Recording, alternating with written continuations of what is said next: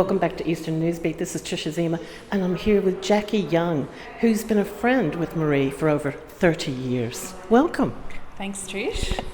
Yeah. Thank you for joining me. Now, apparently you're an artist yourself. Yeah, I'm a visual artist as well, and I met Maree a bit over 30 years ago when I rented a studio in a complex where Maree was already established working as a designer, and really a woman of many talents. Maree is. She came out of advertising, so she was always doing that kind of thing.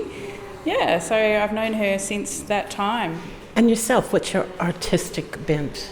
Well, I at the time was working as a freelance illustrator. I'd just finished doing my graphic design training when I met Maree, but she had been working in the industry for some years. So I was once an illustrator and used visual art to illustrate various publications and things like that, but mainly I concentrate on painting and illustration now. So we have that correspondence, all these years later with all Maree's books and picture books, and yeah.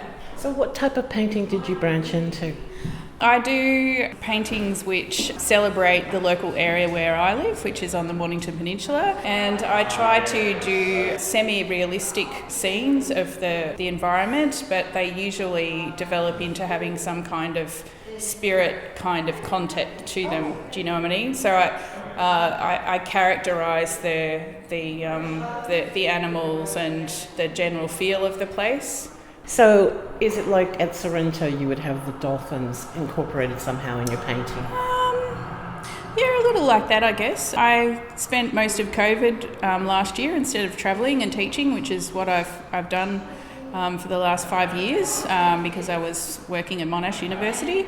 But with COVID, of course, I couldn't travel, so I decided to walk up the road into the bush, and of course encountered lots of birds and kangaroos, and also I really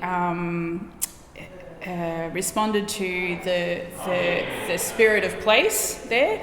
Yes. Most of my paintings and drawings depict those kinds of animals, Yeah. And that's probably a really good point about Maree as well, in that we've often had conversations in the past about our youth or our childhood, where, for example, Maree talks about her amazing dad and how they used to do painting and art making together as when Maree was a child. Neither Maree or I watched television when we were young children.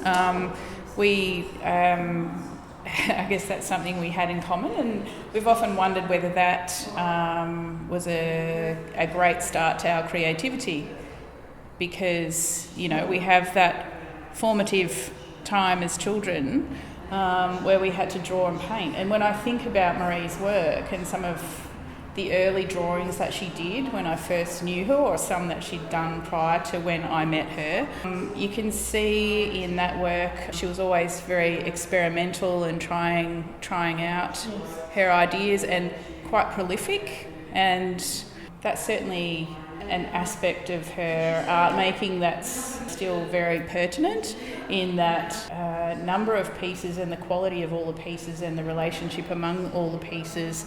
It's like a stream of thought.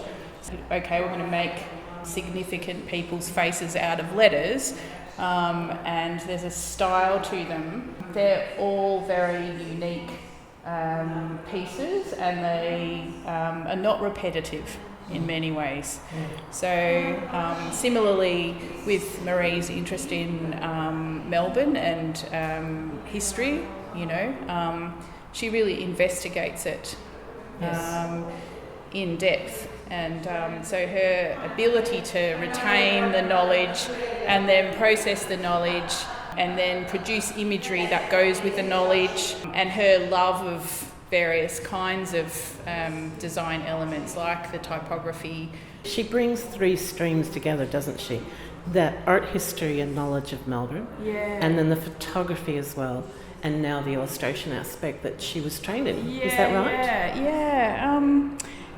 Yeah, she does, and I think it's that complexity of what's going on in one image. So it comes across as being an image perhaps first and foremost, or it does to me. Maybe that's because I'm visually orientated towards the pictorial side of it. But, then elements start standing out and you see the cleverness where she's using shapes to make marks and communicate on multiple levels. Yeah, it's intriguing work. It's so authentic, and the fact that she has actually developed it herself. Like, she was one of the first. We didn't have computers when we were doing graphic design, which, for someone studying design now, that would seem very strange. Yes. But I remember Maree was the first with the latest, with the, she got a computer and she was up all night figuring out how to use it